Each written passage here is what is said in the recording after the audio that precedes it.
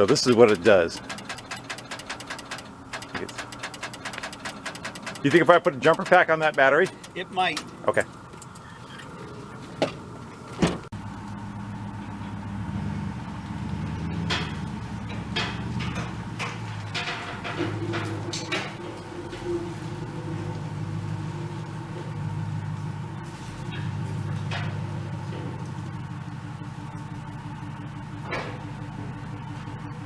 Hey guys, how's it going? Hey, last we left off, we picked up this Asian used skid steer needing some love, and we drove it onto the trailer, and then the starter would not work.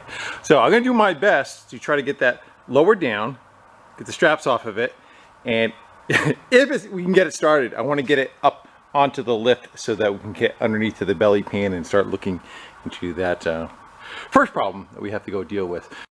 Well, the fun's already beginning because the bucket has settled down on the ratchets that it's tied down to. So we got to try to get in it, fire it up, hopefully in some fashion, to at least get the bucket up out of the way to get the hooks off the ratchet straps. Let's go climb inside and see if it'll fire up for us. Yeah, I probably should have taken care of that when I parked it. But I didn't. Let's go see if she'll fire for us. I'm betting no.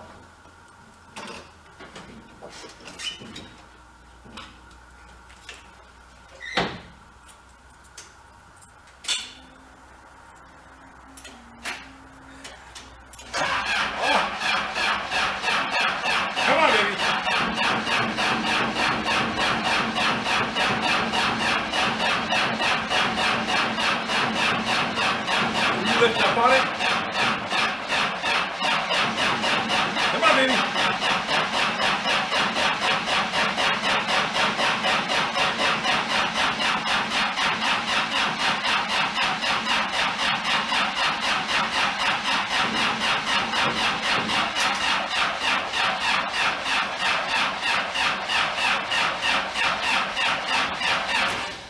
Let's just go with that.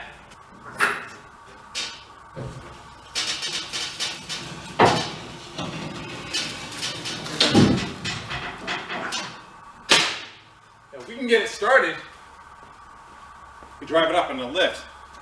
We may have shot our load, so to speak, trying to crank it on that first time. That starter does not work. And we're up inside. So we're gonna drop the bar.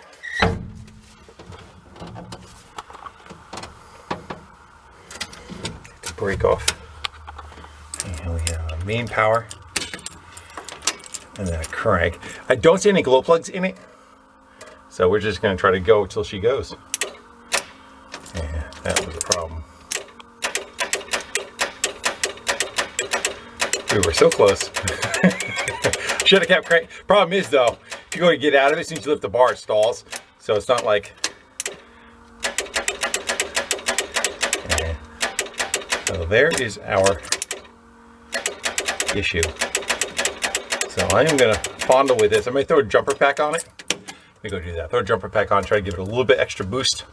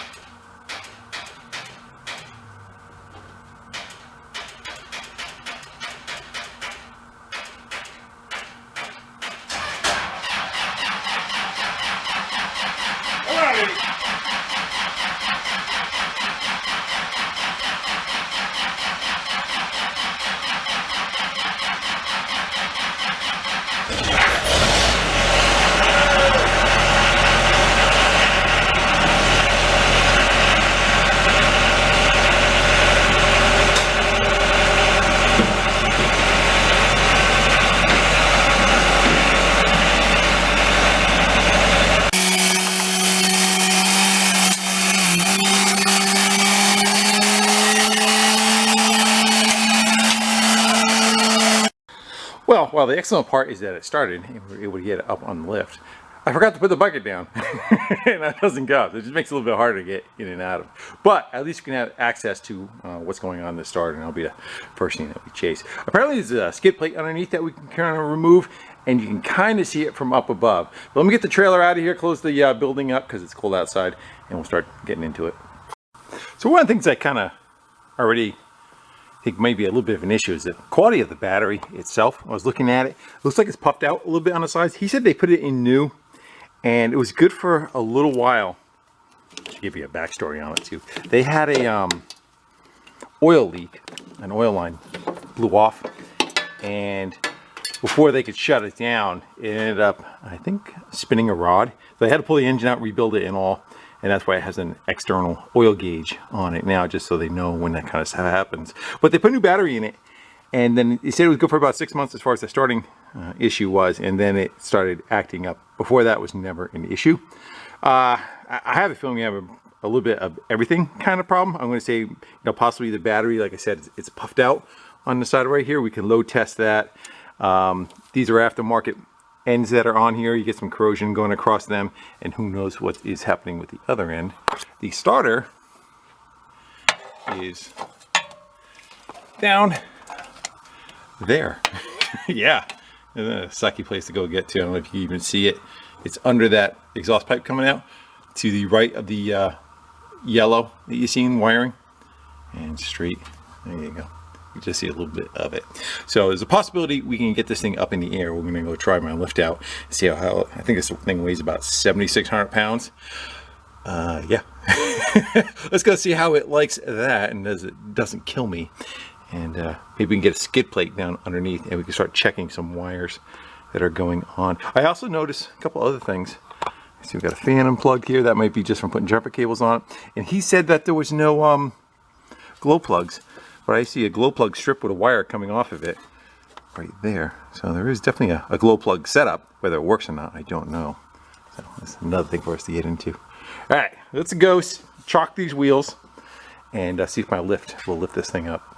I don't know if it's a bad omen when your lift goes from about an inch clearance to touching back to an inch clearance. She's got a bit of a sag to her. All right. Approach this one cautiously. We'll kind of stay back when we lift it up. Yeah, it's supposed to lift 10,000 pounds, but not with all that weight in the center. If we don't buckle it. Yeah, let's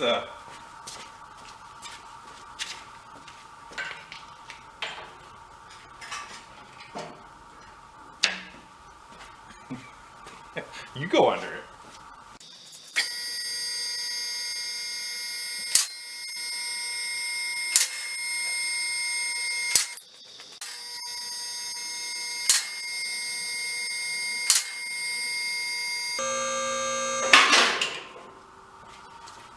Some really beefy jack stands.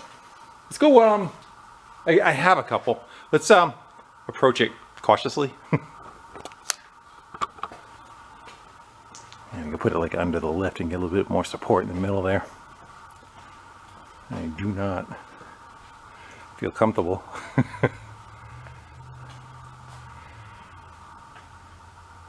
Right, so there's the skid plate. And there's a big oil leak underneath it too, I guess we got to get to.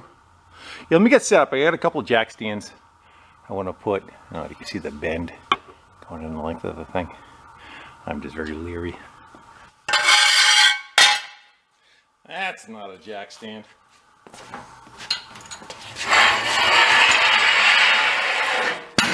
That's a jack stand.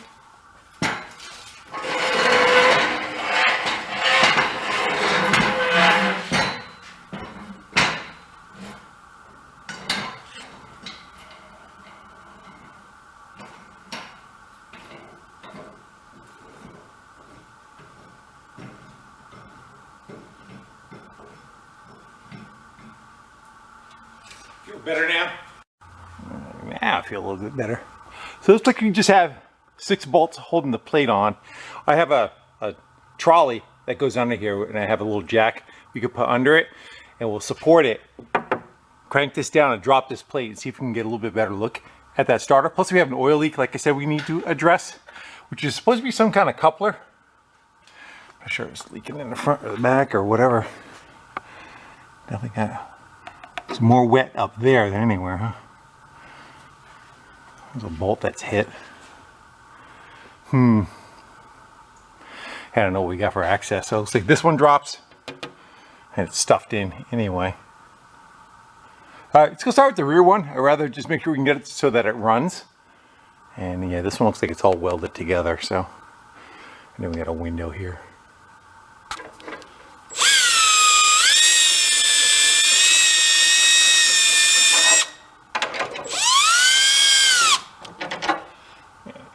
Go buzz those 6 out. Not a nut and bolt, is it? Oh, you gotta be kidding me. Really? Why would you nut and bolt that? We gotta get up in there to... Ah, that sucks.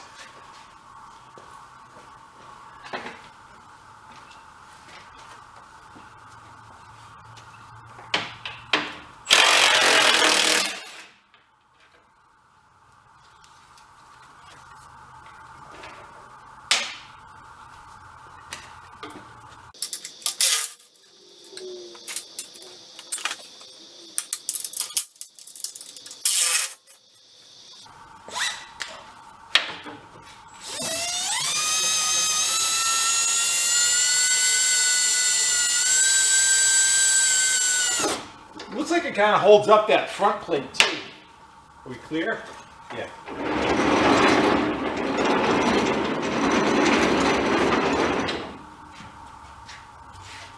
Yeah, so I think that holds half of that intermediate. Kind of see the starter though. Have a look.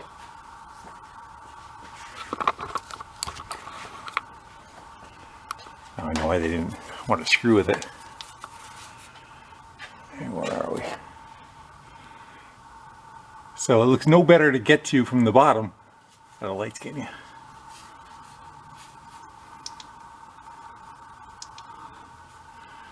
Yeah, so it definitely looks no better to get to from the bottom than it did the top. How do you get that sucker out of there if you can?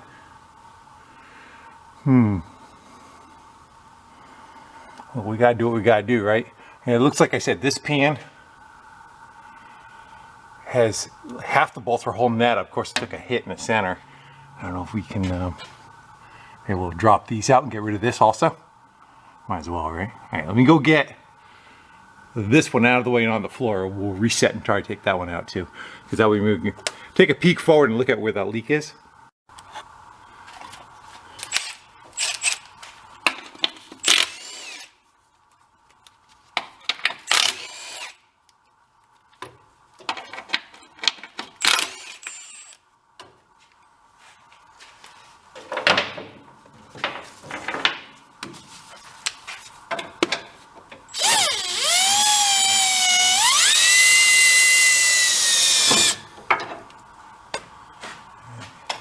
The last thing was right about 70 pounds maybe. This one's probably about the same. Let me go wiggle this one out now.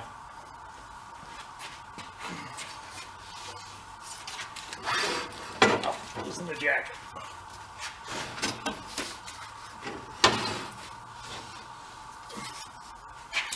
Jack's gonna fall anyway. And this thing is greasy. Oh boy.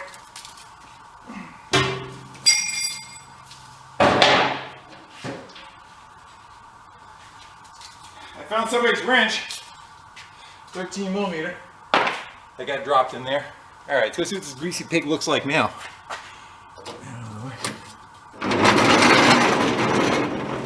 Thing's a beast, huh? I don't know why it's so heavy. D-glove. All right.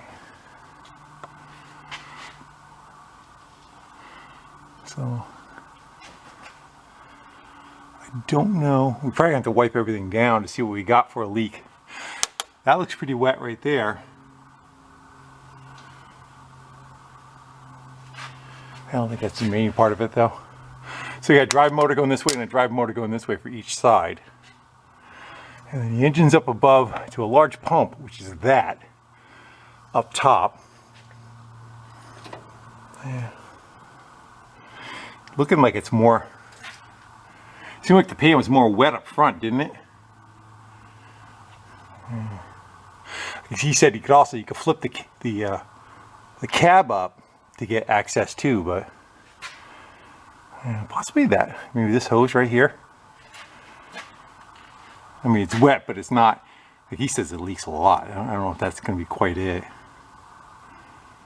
All right, let's go to our starter issue. Do we want to let it back down again and start chasing, looking at that battery? I was hoping we would have much easier access to get to that starter. I mean, I guess it's a little bit better than up top.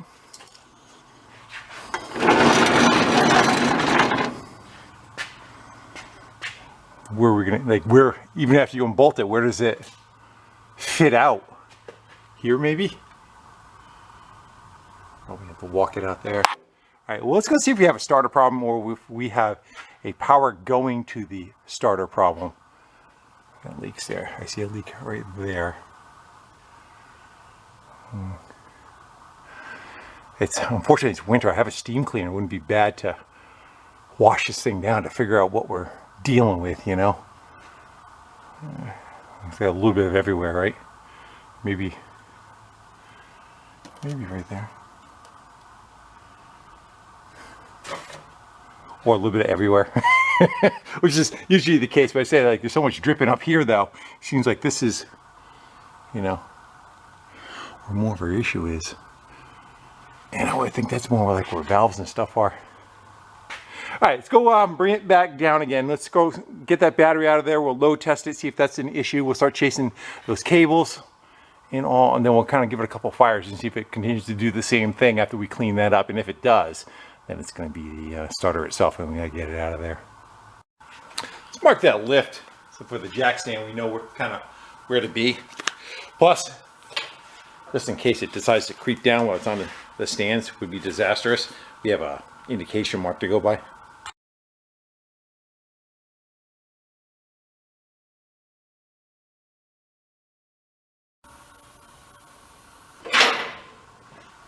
It's got a tire that's slow, that back tire. I don't know if it's got a slow leak in it or it's just, oh, apparently it has to have some kind of leak in it because it's low on air. So far, it spit out two 13mm wrenches from underneath it, and this, whatever this is, what do you think that is? That came out when the belly pan dropped too.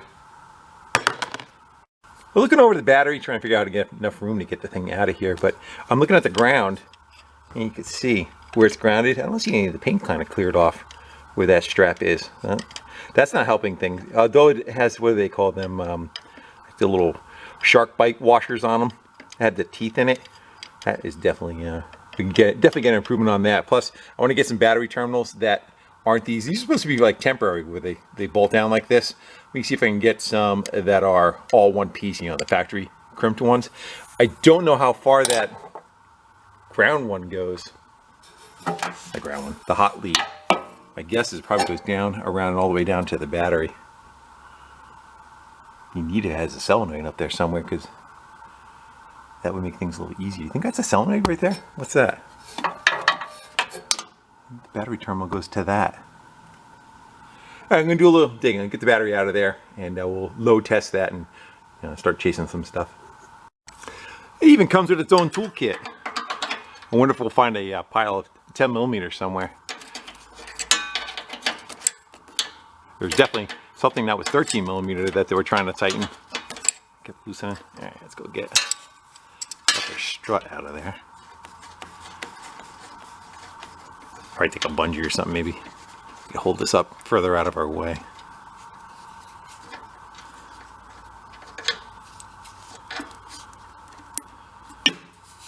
And then it.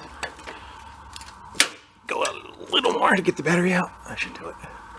Actually stays put by itself. Don't need that little hydraulic cylinder. Let me get the other end off of that and look at that terminal. So I'm unbolting that from the other side. It wasn't even tight,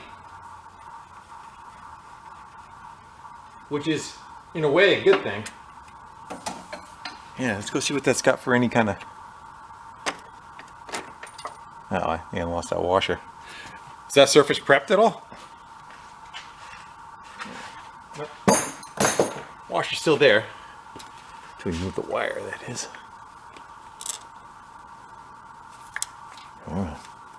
Don't drop it. You know you don't want to.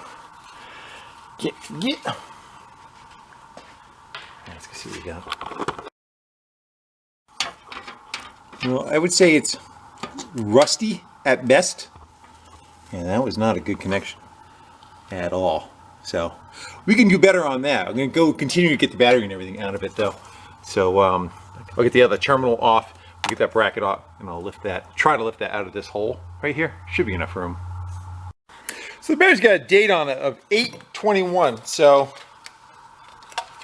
really 3 years old. Let's go load test it. It's a pretty beefy battery, so it should be good.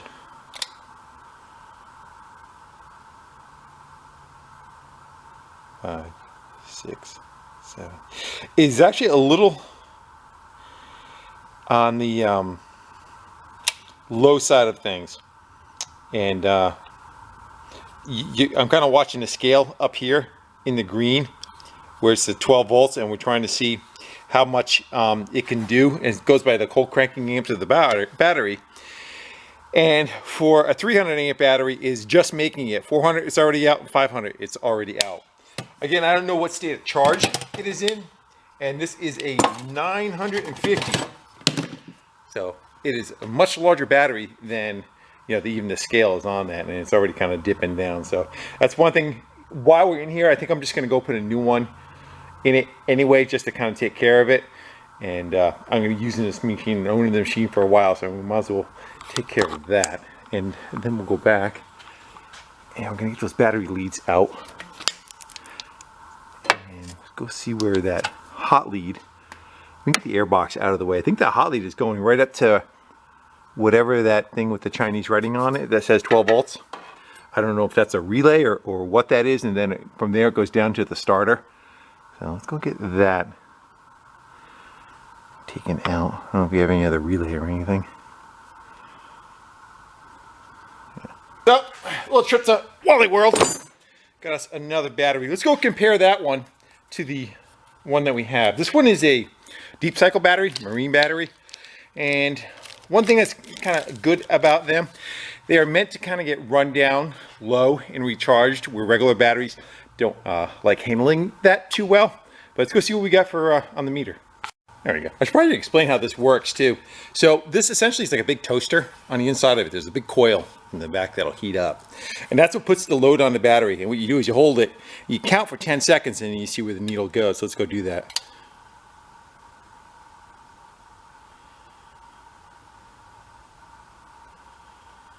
And then you can see where you'll be able to tell. Trying to show where the coils are. I'll cook it a little longer. It'll light up. See it? Like I said, like a big toaster. Putting a load on it, and then you can kind of read where the gauge is.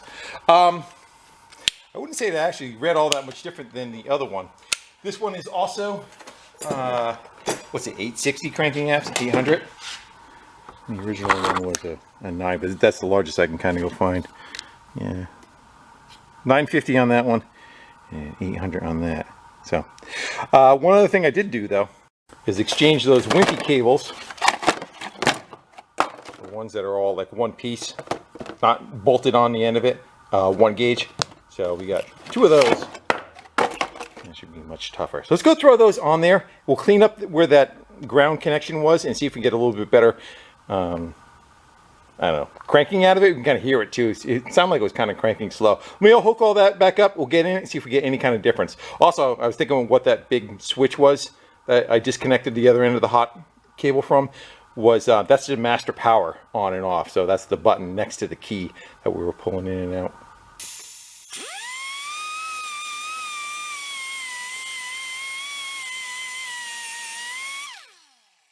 And just take some grease.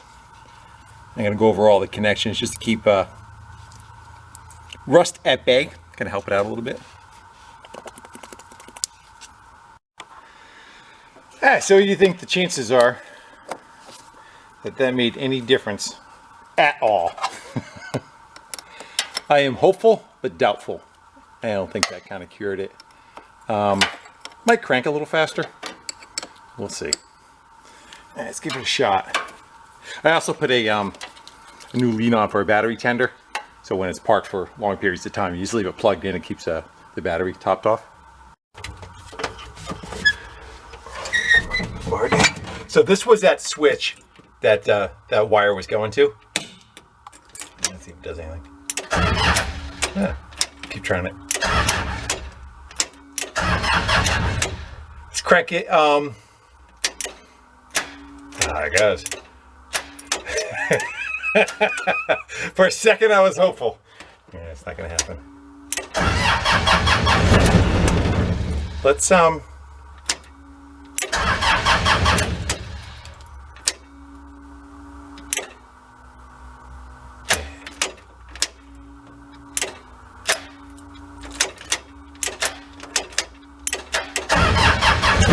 I would say it's better, but it's still the contacts that are on the starter.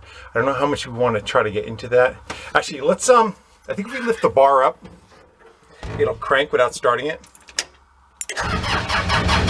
Definitely cranking faster.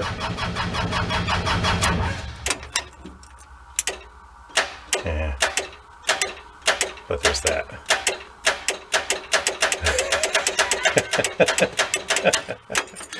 All right. Well, at least we got that part knowing that we know that that part is good. Well, we have more digging to do. Well, that sucks. So far the only access I kind of see, kind of looking down here, we can get a, we can get an eyeball on it at least. I don't know how access that upper. My arms just aren't long enough that there's a bolt at like 2 o'clock. The other ones we can see if we can get with an extension. That one right there, looking right at us, and then there's one on the bottom of it, and we can get the wire off. I just don't see us trying to get that top one on and off. I'm thinking, why don't we try? The cab is supposed to be able to flip up. If it pivots, I think like right here. Yeah, we got a pivot right there. Let's get rid of the air cleaner. I don't know if anything else is gonna, I don't know how far up it goes and all that kind of stuff. And I've never done this before. So it may even give us access to looking into the, some of the leaks, and we'll kind of, just for shits and giggles. I think we have to take these 2 bolts out. It's kind of looking like that hold the cab down, and then we have the capacity of trying to lift it up. I have a forklift. Unfortunately, I don't know how that's going to work out for us. Maybe come up behind it with a strap or something, just kind of back the forklift to tilt it. He warned me, don't try doing it alone. It's too stupid heavy. So I will take heed to that. All right, let me get some stuff off of there and see if we can tilt this cab. Well, I got both bolts out. I'm trying to put pry bars into the cab and just kind of see what's going on. And it has a lever that you're supposed to flick, and it pulls like a safety pin on the back, or a safety latch. Problem is, that's the problem. It doesn't work. So we got to try to figure out where the latch is on the back side of it and how to finagle our way in there. Looking through that peephole, I see the cable hanging. I don't know if we can, we can always pick this grate off too, right? I wonder if we can grab it. Here's something clicking. Yeah. And there's the paw. Right there, that is stopping it from lifting up, I guess, wrapping around the cylinder. Let me, I'll get this out of the way. We could probably just pull it back and clamp it with a pair of vice grips or something. I've done a little bit of digging and pulling the cable. I think that's just a release for when this rod goes all the way up. There's an area for it to click into down below. See the bottom of it where it's got like a recess. I think that just slides up there and clicks into it. I don't know if that locks the cab at all. I don't know if anything locks the cab. Again, it's got a broken cable, but that actually kind of looks a little homemade, doesn't it?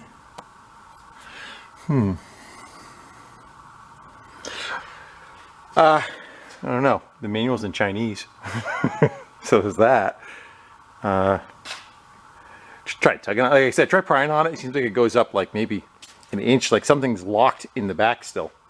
Could be that it's just so heavy that it won't go, but I'm lifting up on that bar and it's not wanting to play well. Because there's something else I'm missing, unless it's locked somewhere else. You know? So I went and found the manuals, started digging into them, and there was a piece of paper in there on somebody having issues maybe with the starter setup. Go figure. It's our turn now. I didn't find anything as far as, it just pretty much said take the 2 bolts out of the cab and lift it up. So we're going to go tie something to it and give her a tug, see what happens. What can possibly go wrong? So they say.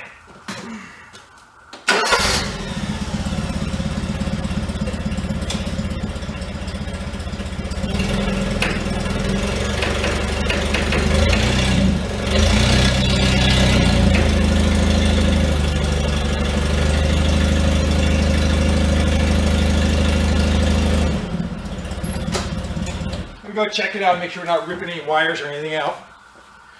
Like a giant musty mousetrap, ain't it?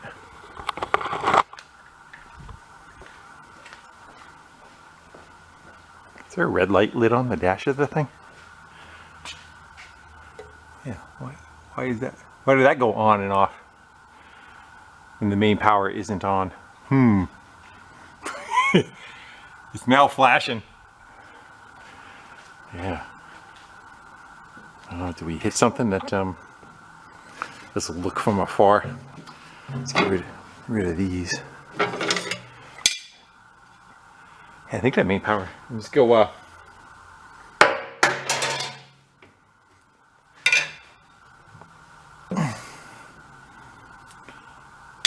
Because it was on. That's why. All right, so we got this. It's like it's free. I'm just worried about if we go too high, that hook's going to rip right out of it. Not exactly the best. These aren't exactly the best either, huh? Oh, the fire extinguisher's in the way, that's why. This might be dumb. Does that even access us to the starter? Let's get rid of that and keep going and see what it does for us. I don't know how far back it leans too, but at least we can see like the hydraulic hoses and stuff and how it works. Ah. Committed now.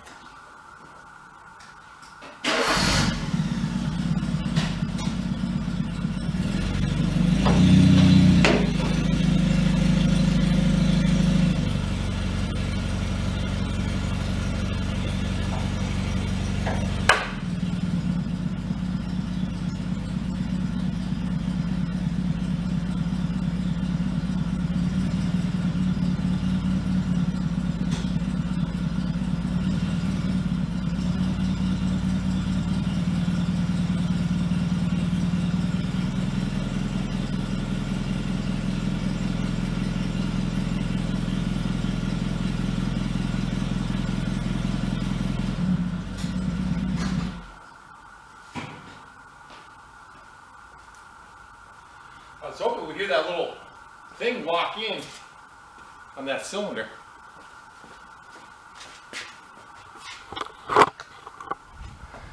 You know, light.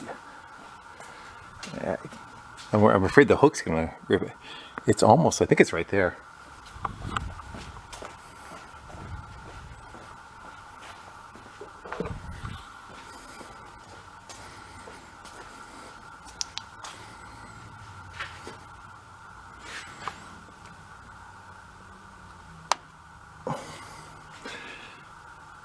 Hard to tell if that's, I think we gotta go a little bit more to get this to click in for the safety. I don't know if you just want to try a shot. I'm afraid that hook's gonna rip out because our angle's gonna keep changing on it. Yeesh. I say we just go for the hernia jerk. The weight should be off of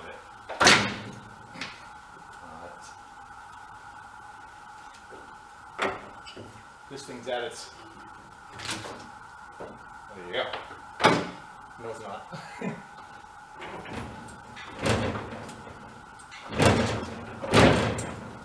I think it's got it.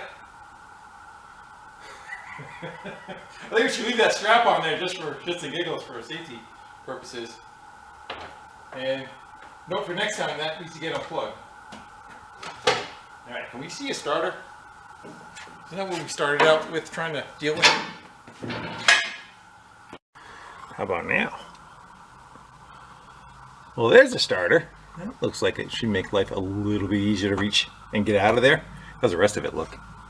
So I believe it's that Perkins diesel, 63 horsepower is what the engine is that is in it. And there's our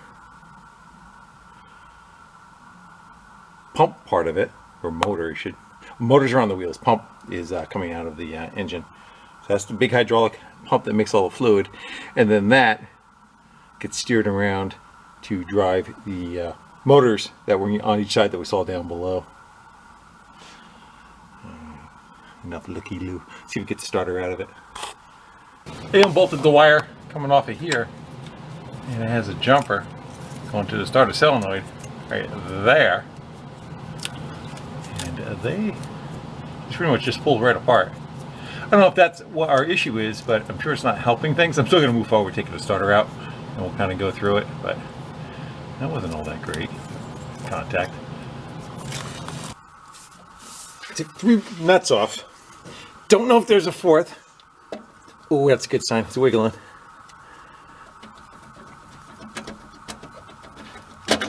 Come on, Timmy. Come on out. Come on, baby. Oh.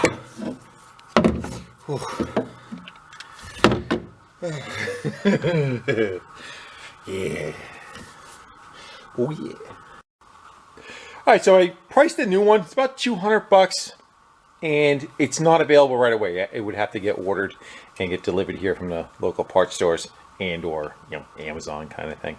So I figured maybe we're gonna go pick away at this one and see first of all, if and what it failed for, and possibly if we can fix it. So the way that this works, a little different than a regular starter because it's got this whole upper solenoid attached to it.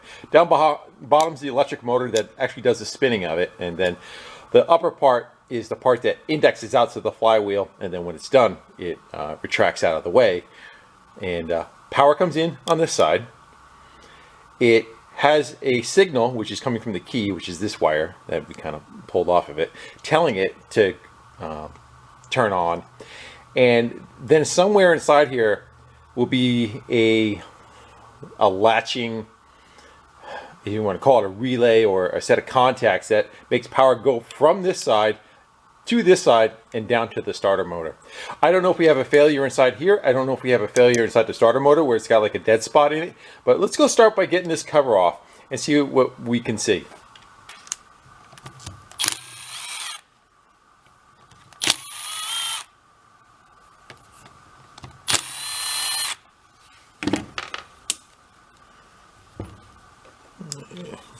It's probably got a gasket underneath it. Might need to pry. There it goes.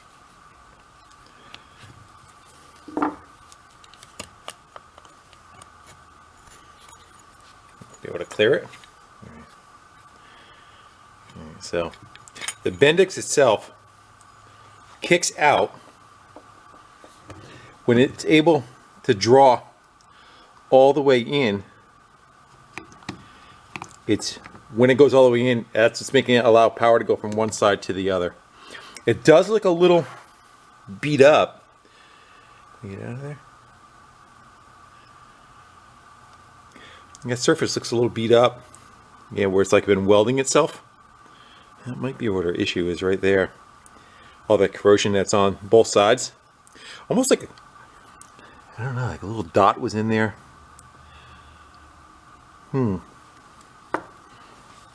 Yeah, definitely see where it was kind of getting cooking. So you could, like when you were hitting a key, you could hear it clicking. The clicking was probably the solenoid drawing in, but never making power jumping across.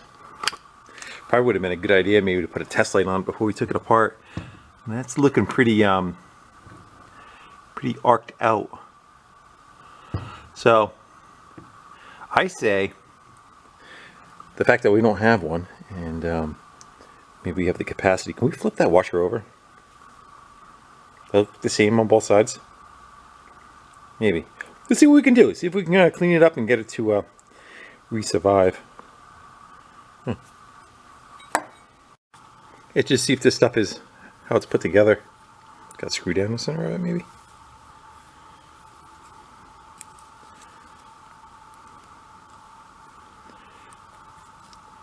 It's got some kind of clip up here that's holding the spring on. Everything can come off this direction. That doesn't look like it's something that wants to come apart easy though, does it? I'm going to peek at that. Yeah, I'm not sure what's holding that on, how that's attached. It's probably got like a little tabs on the inside that you push it in and it grabs and holds to one side. We're better off just trying to clean that surface up instead of trying to flip it. Well, I know it's going to be a little hard to see, but I'm looking underneath the spring right here. It actually looks like, you can call it a washer. This is welded to this. It's not going to be able to come apart and allow us to take the stack apart and flip this over. So we're going to have to do our best to clean it up on here. And I was looking at the parts that's still on the starter. So this one we can unbolt and get it out of there and get in there to clean it up. This one has a soldered lead on the end of it right there, so I'm gonna go leave that alone, and maybe we'll take like a Dremel and a like a little sanding disc or whatever. Maybe we try to clean that up right where it sits, but this one we can get out, clean up, and maybe the other one we can bring it over to the lathe, chuck it up in the lathe and see if we can detail it up a little. Let's try that. I got it chalked up in the lathe. Yeah, again, this is able to spin, so it's not like we can kind of get a cutting tool on there. I don't think we even really need that. Let's just go get some sandpaper and a little bit of oil, and we'll spin it and kind of drag against it and see if we can just kind of polish that surface up.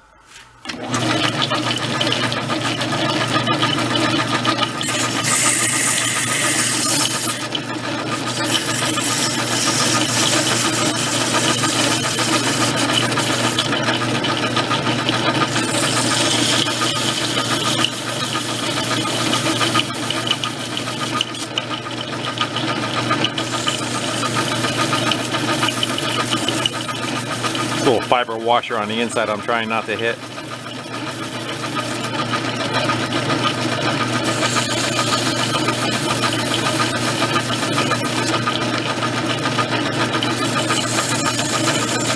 You want to check on that? See how it did? Do I have a rag over here? Probably not. We got a dirty one.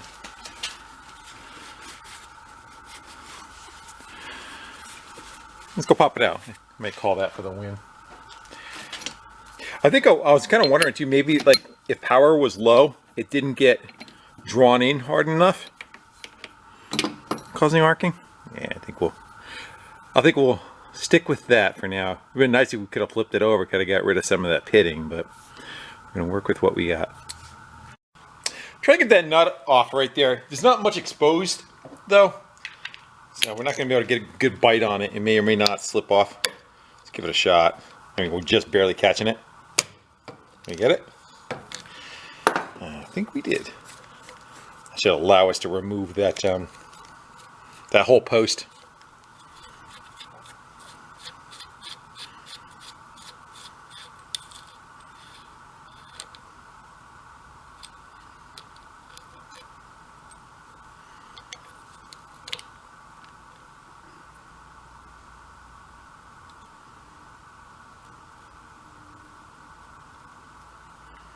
So it has to maintain that it doesn't touch the sides, or else it'd be a dead short to ground.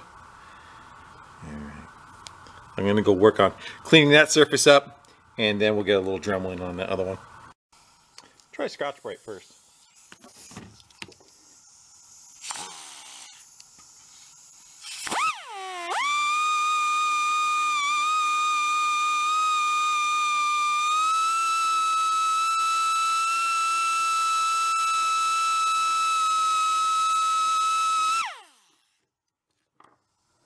Looks good.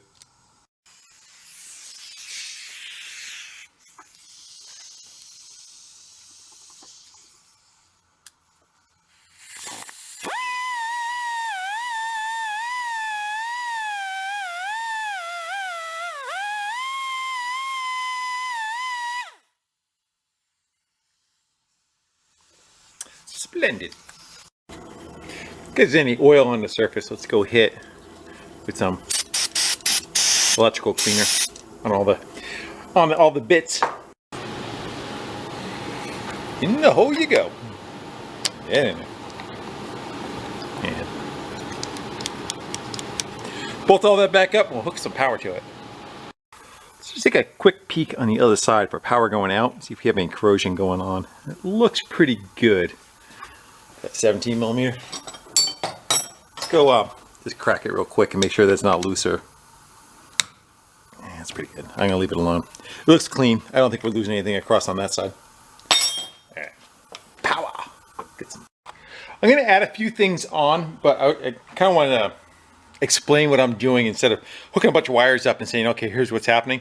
I'll approach it a little bit at a time. So right now we just have a jumper pack attached to it. Ground is just grounding to the body, and the hot is going to that lead that we took off and cleaned up. And this, if we were to touch this to this with the power pack on, it should run the starter. Let's go try that. Should. Which it does. Okay, so we're gonna add to that a little bit.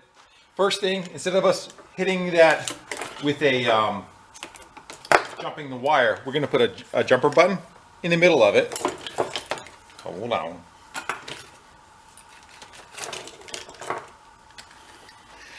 And so we're just gonna grab off that hot side, and instead of us touching the wire, we're just gonna have a button in the middle of it that does the same thing. So we'll add that to it. So now if we hit the button, it should work, which it does. And now we're gonna add a test light. And the reason why I want a test light, I wanna know if power drops off from this side. I wanna know if the starter does not turn, was it because power did not make it across from the starter? Follow me? So every time I hit the key, I gotta get this set up better. Let me see if I can do it for a mock-up. Let me get this back. Okay, anything I touch 12 volts should light that light up. I'm hitting the wire. So, see how the light's lighting up? You gotta look up a little higher. There you go.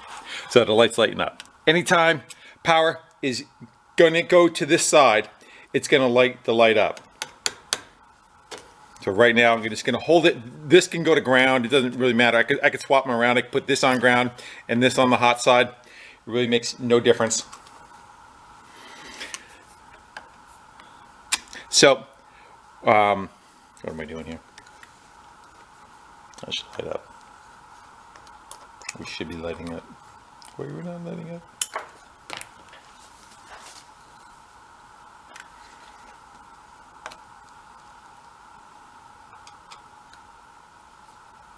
Oh yeah.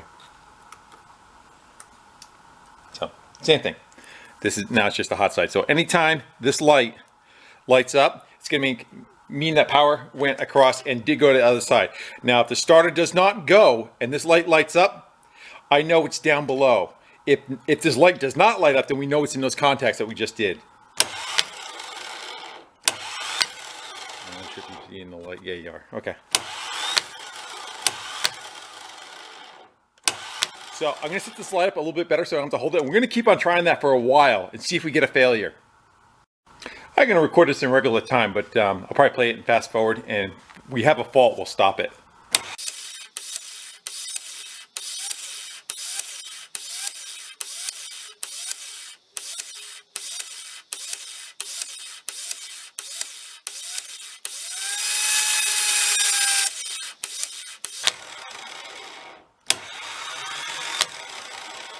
Looks pretty good. We're starting to lose the voltage on the pack.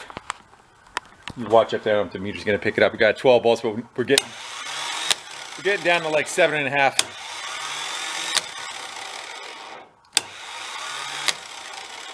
So the pack's going low, honest. I don't know. I'm feeling pretty confident about putting it back in. If there was a new one available today, I probably would have went that route, but I'm feeling pretty good about putting this one back in. I think that was kind of our issue. And again, what happens is, like, if it's running a weak battery and you're trying to jump start it, you hear how hard it's hitting the front. Well, once it starts having less power, it doesn't drive it as hard. So where those contacts we're making, they're hitting softer and softer and not as hard and not making as good a contact, causing that little bit of a burn up. That's why I wanted new battery, new terminals, and all that kind of stuff. I keep doing it with this jumper pack that's going weak. You know, we're starting to recreate that weak. I think it would take a lot longer than that, but anyway, you get the idea. I am going to go put this back in the machine and see what we get. One thing I wanted to add, people are like, well, what does that wire do? Like, what? I don't understand. Where is that going, and what is it doing? So that chamber, that barrel is in there, is drawn in by a magnet, and it pulls that spool. That whole assembly is being driven forward by a magnet, and then of course it turns power down to the lower level and spins the motor, which goes through a gearbox and comes up and kicks out of here. But that whole assembly is rocking together at the same time. The spindle's coming out on the front to drive into the starter. At the same token, this is coming forward and touching into those points. Make sense? I hope. So we have a plot twist. What is that plot twist? There is washers. Somebody put washers on the studs to shim that starter out. My only concern is, I'm wondering if the center of that nose cone was touching the very middle. I don't see any marks on it, but if the starter cannot index out far enough and it hits that, it's going to not allow those contacts to make contact. So what I'm saying is, when this nose cone kicks out, this is the other side of those points. If this comes out and is hitting the transmission, those points can't hit. I don't see any marks there. I'm going to go put it back in. I just kind of wonder why somebody would shim it. The only other reason why is if the gear was touching the flywheel when it retracted and went back in. If it was still kind of rubbing a little bit, you would shim it out a hair. Things you find. Well, the starter fiasco is back together. I figured before we drop the cab though, let's go look for oil leaks. He was saying that he was thinking that it was the main line going in, which I'm gonna guess is he's talking about that one right there. It looks like the biggest setup. It looks pretty dry though. I don't see much oil around there. Seems like most of the oil is coming from the front of the machine. And then I see a bunch right here. I don't know if it's showing up on that yellow rail. That's pretty wet. I'm willing to bet it's that cylinder dripping down. Because I'm even looking on the floor over here. So I got oil. All this is all soaked. I wonder if that cylinder is leaking and it's just bleeding all the way down to the pan. Again, we'll kind of, if you see anything, speak up. But I don't see anything. It's actually a fairly clean machine. For something that digs in the dirt, usually they're all, you drop the pan down and there's 3 inches of mud underneath it. And I'm not seeing anything standing out. I'm looking at the drives, I'm looking at the pump itself. Underneath it was kind of, just seems like it was wet all around the front. All right, I'm thinking we'll wipe this mess up. You can literally, it's all right in there. We'll wipe that up, we'll kind of keep an eye on it. Let's drop the cab back down and we'll fire it up, make sure our starter is working. We also got a flat tire. Maybe we'll put the loader in the up position and get that pan off of there and see if we can see anything going on underneath there. Yeah, I got a flag. I'm gonna go pump some air in it. It might be just leaking at the bead, but that one right there is getting a little squishy, and that's not good on a skid steer. Well, I don't know what gives it away, but I think our leak might be on the bottom. Of course it is, right? I can't remember that. I'll put a chalk mark on the tire. Well, the safety cable's broken. We got to make sure that I already have it popped out of there, out of the groove. Let's just go through like a tie wrap or something in this side. It can slide on it for a little bit. Will that work? Yeah, we'll leave it just like that, so we can lower the cab.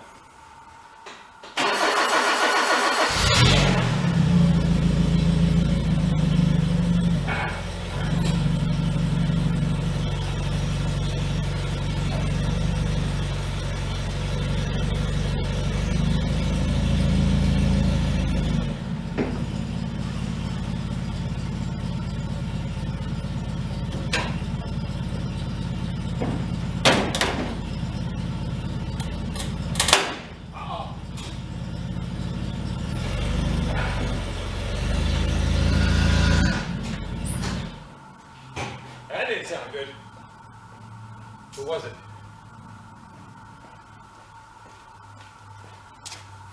Let's go see.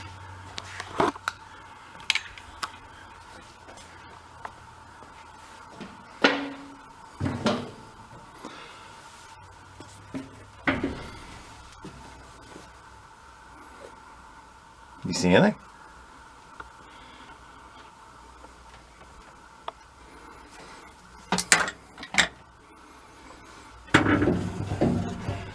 I don't see anything. Yes.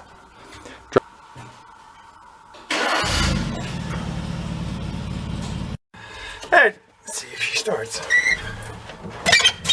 Squeaky. Main power on. Is that a fuel pump? Oh, you suck. You gotta be shitting me.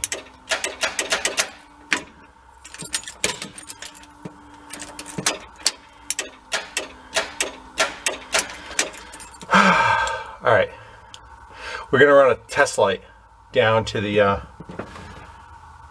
starter, and we'll run it up here, and we'll see if we get power going to the starter and through the starter. Oh, man, that sucks. Oh, I'd rather leave it screwed up, so. And you can't see it, I have a wire coming off of the input side of the starter. And essentially if we ground the test light somewhere, it should light up. So we have power going to the starter. I'm gonna try to get it, it's a bitch to get to, where that little rubber boot was. Pull that back and I'll put it on the other side, and we'll run this up to the cab, and we'll turn the key, and we'll see if power's going through the starter or not. If it's going through the starter, then it's gonna be the starter motor. If it's not, I don't know. So I go and crank that.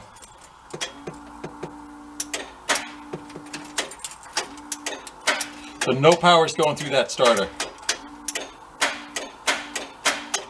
So the other thing it could be too is the signal wire. It's weird that we hear that latching though, like something's trying to fire. And I thought it was the inside of that starter. I don't know what else kind of does that signal. So now what I'm gonna do, I'm gonna go take a jumper and put it right to that signal wire on the starter, and we'll hit that, and we'll see if that makes the starter crank. All right, now I'm hooked to the signal wire, which is our key. Coming up, see what we get.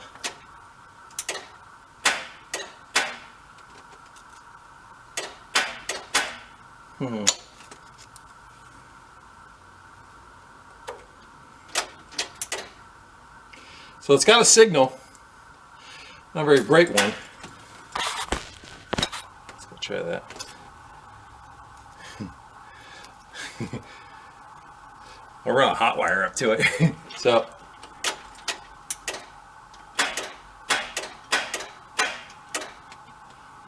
it's got a signal right there. It had a signal.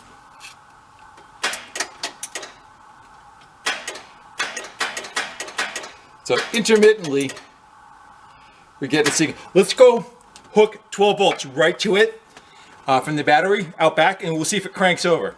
It may be we're going through a relay. I didn't think there was a relay in the system. Maybe we're going through a relay, and the relay is very weak and just not enough power to trigger the little magnet setup. Let's go try it. All right, this is connected a little jumper wire. Let's see if we put power to it.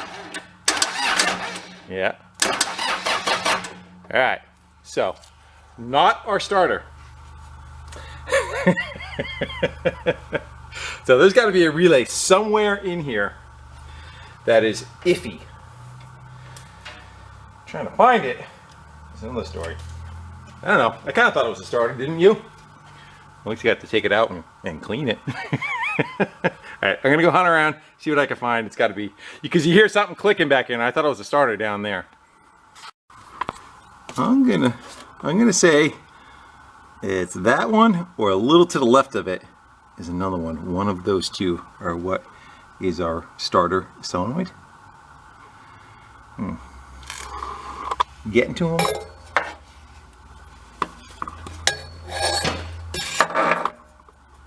And another one tucked up back in there. I'm not sure which one it is.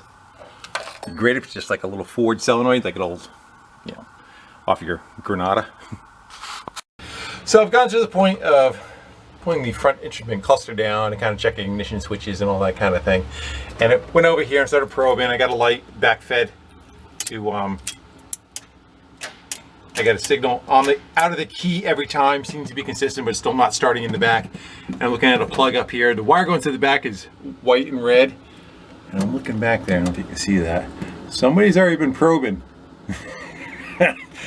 You can tell that this has been an intermittent problem for a long time, and they've you know, tried to get this thing to be solved. What is that? Kind of a mess, isn't it? With a burnt plug next to it. What is that for? It's probably like a headlight switch, though. Anyway, I'm gonna keep poking away. I don't think the relays in the back are it. Again, I don't have a good wiring diagram. It's something that's intermittent. It could be, you know, it's gonna be something stupid. It really is. You're gonna go pull a fuse out. It's gonna have a little bit of corrosion on it. But worst case, it's gonna get a push button. Because every time it does not crank up here, sometimes it does, sometimes it doesn't. But every time I come up here and it's not cranking, I go in the back and I take that wire that I have and I bump it to the battery, and it cranks every single time. So I'm pretty confident that's not in the starter. It is that the signal is either too weak getting back to the starter, or there's a relay someplace in between, or something along those lines that are not allowing it to do what it needs to do. So I'm going to keep poking and hoping. Eventually I'm going to find it. Or I said, it's going to get a push button. So I've chased and prodded wires, and every wire that I have gone to go look at, which is going to be, so you got the white signal coming out of the key switch, is the signal that goes to the starter. That goes through this plug, turns into red and white. Goes to a couple more plugs out back, you know, wherever a harness transfers over, they plug into each other. Took the plugs apart, and then somebody's already been there and probed the wires before me. You get a signal to the starter, but the test light is very dim. So back on the starter was that little piece of white wire that was still there. I even tried removing that and putting a jumper from the red and white wire out back where we put the connector to that. Still the same thing, still would not crank. This is a wire going from the starter right to it, just a heavy wire, and turn power on. Oh, you suck. Oh, it fell off. It fell off out back. Or it fell off right there. There it goes.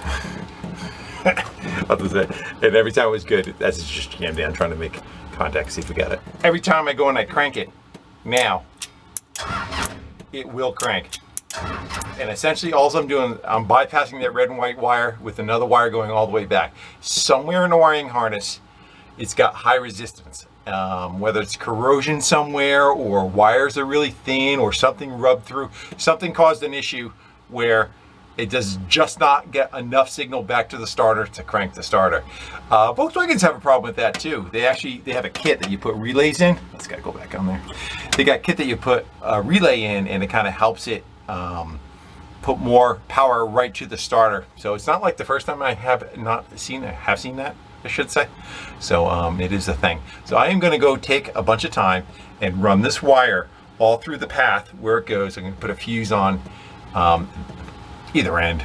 If it grounds out, it'll pop a fuse. So I'll probably put a inline fuse right around here somewhere. So in case this wire chafes through anywhere, it's only going to have power when you're cranking, but it'll pop that fuse. But I'm going to run that wire all the way to the starter and call it for the win, because I'm tapping out. And apparently it's been a problem since 2014, because that was the date on that wiring diagram that somebody was doing, and this has been ongoing and ongoing. So we are here to call it. Got my ass kicked. That's all right. It's frustrating in one way, but it's also, at the same token, it really makes you focus and think and kind of go through. I do not have a good wiring diagram for this other than what he drew on the piece of paper. There's nothing in the book. So you just kind of having to go through. I was thinking there's a relay somewhere, but I could not find it. This is the relay. The starter itself is the relay. You know, you get a very thin signal for the starter to fire, and that just comes right from the key switch, and it's just not doing what it's supposed to be doing. So it's the next day, flip the cab back up because I want to get that started back out. The little wire, I want to make a really good one coming off of that without any breaks in it. And sitting overnight alone, you can see how the oil has come out of that cylinder, all dripping down in through there. And it's coming from this front seal down here. So I have a feeling that's what's happening. It's running into the cab, running down to the pan, and leaking on the floor, which would be good. I don't mind having to go deal with that one cylinder compared to if it's something really nasty underneath the machine itself to work on. At least this is more accessible. You can literally see it dripping. I saw it drip while I was talking. All right, I'm gonna get that starter out and get this thing buttoned back up. And apparently it's both sides. That one's got a little drip hanging on it. Not as bad as the other side, but both of the cylinders. All right.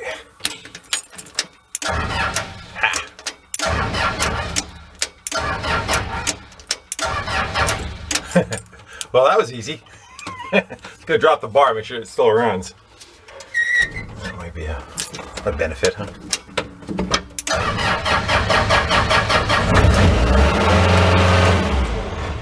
I may want to back off from full throttle. All right, we're good. All right, I've screwed around with this way too long, and I got a snowstorm coming. I want to get the plow blade on this thing, so I'm going to jump ahead. I'm going to try to get the belly pans back on, try to put this thing back together, and we have a list of stuff that's to be addressed, but we will deal with that on another time. At least if we get in the machine and fire it up, that's a plus. Well, I'd say that screw sticking out of the tire might be where our leak is. Yes, it is. I know that it's like a 12-ply tire. Hopefully we can kind of patch it like you do a car tire with a plug. I'm going to find out.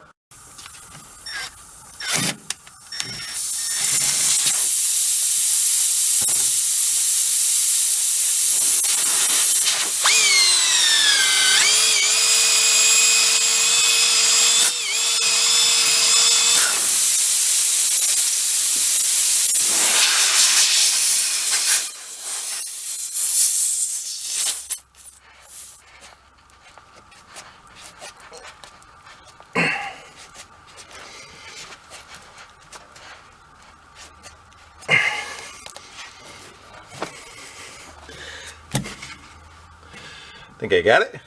Hope so.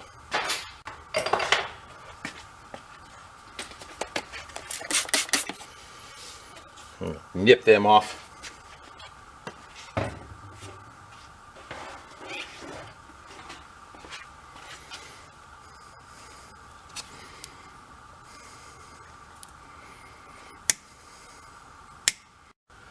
Oh, it's got a little bit of a dent in her. Let's see if the forklift can drive over it and flatten it out.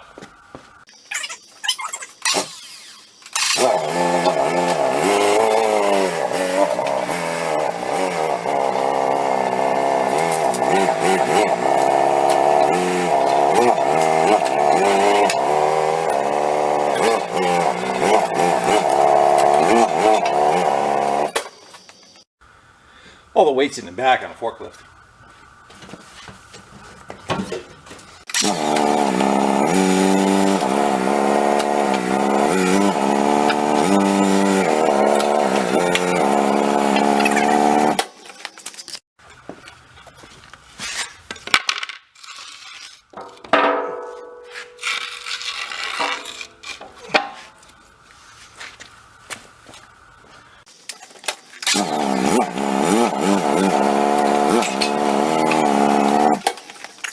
Well, the biggest stain on the floor is towards the rear of the machine. We do know that the other front cylinders are leaking, but I'm looking, putting the pans on. We got a filter here, and up above is an oil pressure switch right over there, which, hold on, that right there is leaking that switch. It's common. They go from metal to like a plastic jacket underneath this boot where the wire goes in. There's a plastic jacket, and that has been leaking for a long time. You can see the stain running down the wall over the axle and right on down. So I'll add that to the list of trying to order one. I've got to figure out what it is first before, like I said, for now we're going to continue to put it back together. But there's your problem. One of them.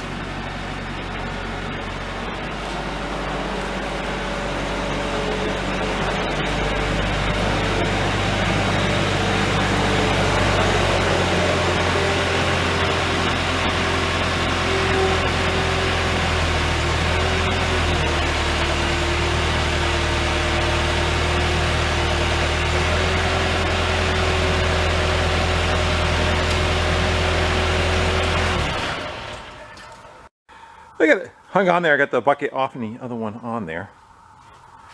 And it's not locked yet. These pins lock the lower half of it. The front kind of scoops up under a lip and holds it, and the bottom hangs, but then you have tongs that come down and lock the bottom half of it.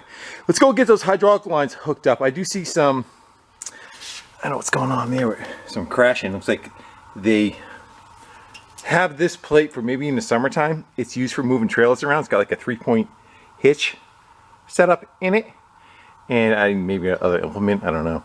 Anyway, it looks like it's interfering and hitting once in a while on that cross brace that's going on there. Maybe that cross brace we gotta kick over a little bit, but not now. I'm just hoping that everything's gonna work when we get it hooked up. I'm gonna go give that a shot and see what we got. All right, let's see what it does.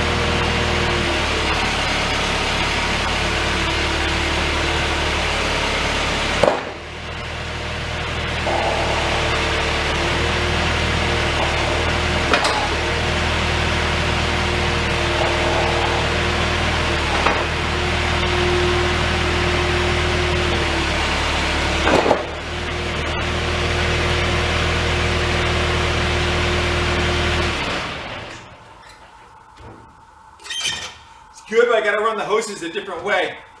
It was pulling on the hose real hard. Oh, the jokes. I gotta run them under the chain.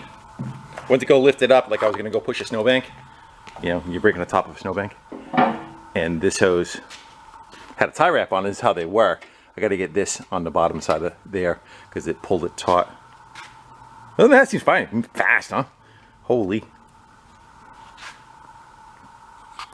Well, that's a little underwhelming. Wait a minute, I can fix it.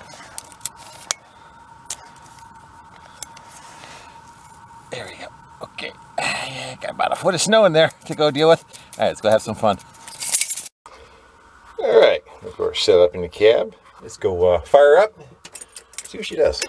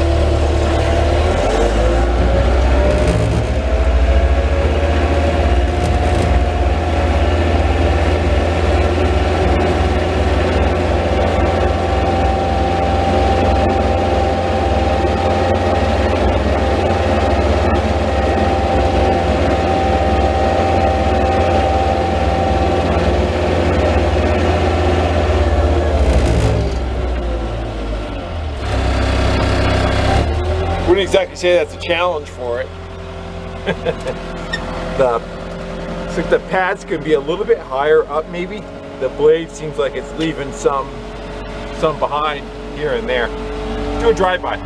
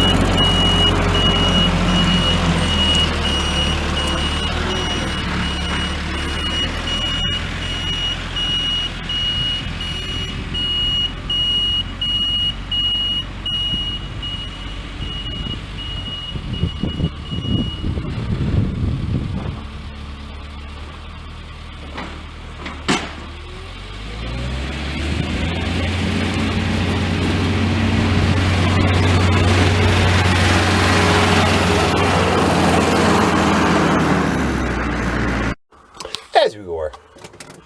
Keep forgetting to put the bar down. It'll crank, but it won't start. Go kick her the other way.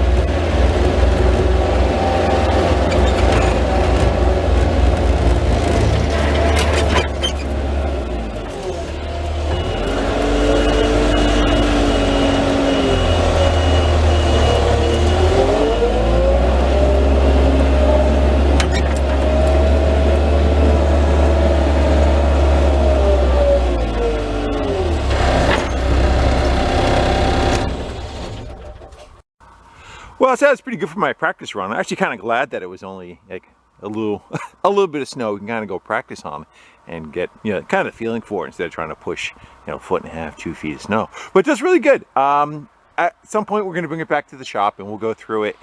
In the springtime, we'll take the pans back off, steam clean everything, and be able to kind of tell where the leaks are, and we can chase them a little bit. I'm just happy to have it up and functioning, and the ability to go push snow around, and it seems pretty good. The only thing I did actually add to it is add a couple of stick-on mirrors from the Case 580, because you can't see anything out of the cab of this thing. There's so much behind it. The little magnetic mirrors on the side of it helps greatly to kind of see the return, because that's your back look. You try to turn your head around, but you know, there's all this stuff behind you that's kind of in the way. But it seems like it's functioning okay.